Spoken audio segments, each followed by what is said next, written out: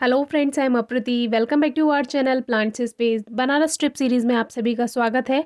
आज हम जाएंगे सारनाथ, जो कि बनारस से लगभग 9 से 10 किलोमीटर की दूरी पर है और वहां पर आप ऑटो रिक्शा से इजीली जा सकते हैं। बचपन में आप सभी ने पढ़ा होगा, बौद्ध धर्म के 4 मुख्य तीर्थ स्थल हैं। नंबर 1 लुम्बिनी, जो कि नेपाल काठमांडू में है।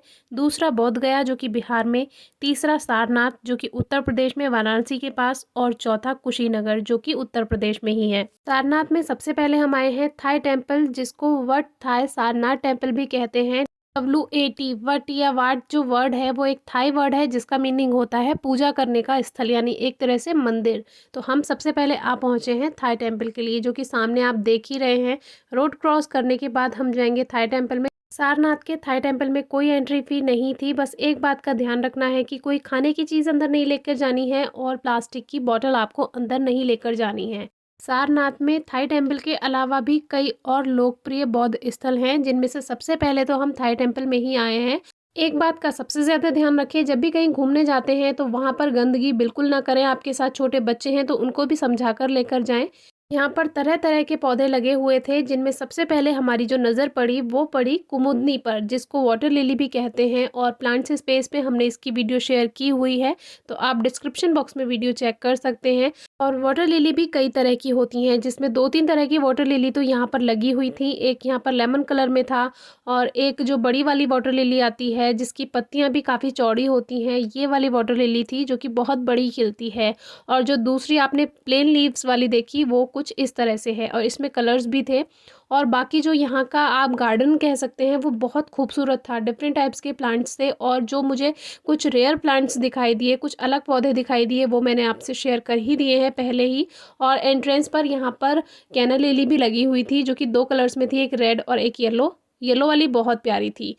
और इस छोटे से पॉन्ड में फिश भी थी, और फाउंटेन भी था। फाउंटेन चल नहीं रहा था उस समय। आगे एक सर्कल था जिसमें बहुत सारे प्लांट्स, महात्मा बुद्ध की एक प्रतिमा और अशोक चक्र भी लगा हुआ था। और प्लांट्स आप देखिए, डिफरेंट टाइप्स के प्लांट्स थे यहाँ पे। मेरी नज़र तो सबसे पहले पौधों पर ही जाती है। मैं कहीं भी घूमने जाऊँ, मेरी नज़र तो सबसे पहले पौधों पर ही जाती है। और ख़ास तौर से जो कोई डिफरेंट प्लांट हो। यहाँ पर हर मौसम में आपको अलग अलग प्लांट्स ही देखने के लिए मिलेंगे। जैसे जो परमानेंट प्लांट हैं वो तो एज इट इज़ रहेंगे, लेकिन जैसे कोई सीजनल प्लांट्स हैं तो उसको अलग अलग तरह से यहाँ पर सजाया जाता है। अब देखिए, ये वाली वाटर लिली का कलर मुझे बहुत प्यारा लगा, लाइट पर्पल था। तो इसके बारे में वीडियो शेयर की है, आप ज़रूर चेक कीजिएगा। और फिश हैं, बहुत तरह की इसमें फ़िश हैं, क्योंकि फ़िश एल्गी खाती हैं। और देखिए सामने वो एल्गी खा भी रही हैं, जो किनारे पर काई लगी हुई है। और मैं आपको पूरा एरिया घुमाऊंगी, आप देखिएगा कितनी साफ़ सफाई है, कितने अच्छे से गार्डन मेंटेन किया गया है। एक एक प्लांट आपको कहीं भी एक भी ड्राई लीफ नज़र नहीं आएगी, और नए नए तरह के यहाँ पर पौधे दिखाई दिए। सफ़ेद कचनार के बहुत सारे पौधे थे जिन पर फलियां बन रही थी, यानी कि इनके सीड पॉड तैयार हो रहे थे, और इन्हीं से ही बीज बन जाते हैं। आगे हेलिकोनिया का प्लांट और फ्लावर दिखाई दिया, जो कि फर्स्ट टाइम मैंने सामने से देखा था। कभी मैंने इस प्लांट को, इस फ्लावर को नहीं देखा सामने से। तो ये वीडियो भी मैंने शेयर की हुई है, डिस्क्रिप्शन बॉक्स में वीडियो ज़रूर चेक कीजिए। आगे इग्जोरा का एक बहुत बड़ा प्लांट था, जो कि इग्जोरा की हाइट आप इस प्लांट में देख सकते हैं कि कितनी ज़्यादा हो गई है। राइट हैंड साइड पे जाएंगे थाई टेम्पल, जो कि जाते हुए हमें मुसांडा का प्लांट मिला। रेड कलर का मुसांडा का प्लांट था, और पास ही में एक एक्लिफा का प्लांट भी था, जो कि हमारे पास भी है। इस पर भी वीडियो है, आप चेक कर सकते हैं डिस्क्रिप्शन बॉक्स में। तो इस तरह से यहाँ पर बहुत सुंदर सुंदर पौधे लगे हुए थे, देखकर एकदम मन खुश हो गया। तो अब चलते हैं थाई टेम्पल की तरफ। महात्मा बुद्ध के मंदिर में ऊपर की तरफ 4 स्वरूप दिखाए गए हैं, जिसमें बाल रूप, ध्यान लगाते हुए महात्मा बुद्ध, शिष्यों को ज्ञान देते हुए महात्मा बुद्ध, और विश्राम अवस्था में महात्मा बुद्ध दर्शाए गए हैं।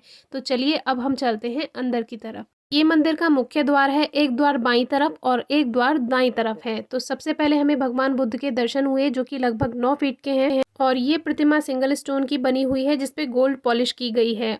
महात्मा बुद्ध की और भी मुद्राएं यहाँ पर दर्शाई गई हैं। जितना हमने सुना और पढ़ा है वो हमने आपको बताया। कुछ गलती हुई हो तो उसके लिए क्षमा कीजिएगा, और कमेंट बॉक्स में उसको ज़रूर सुधारिएगा। तो अब थाई टेम्पल से हम चलते हैं आगे की तरफ। सामने है सारनाथ का बोधि वृक्ष। बोध गया में जिस बोधि वृक्ष यानी पीपल के वृक्ष के नीचे महात्मा बुद्ध को ज्ञान की प्राप्ति हुई थी, इस वृक्ष के नीचे भी महात्मा बुद्ध की अलग अलग मुद्राओं में प्रतिमाएं रखी हुई हैं।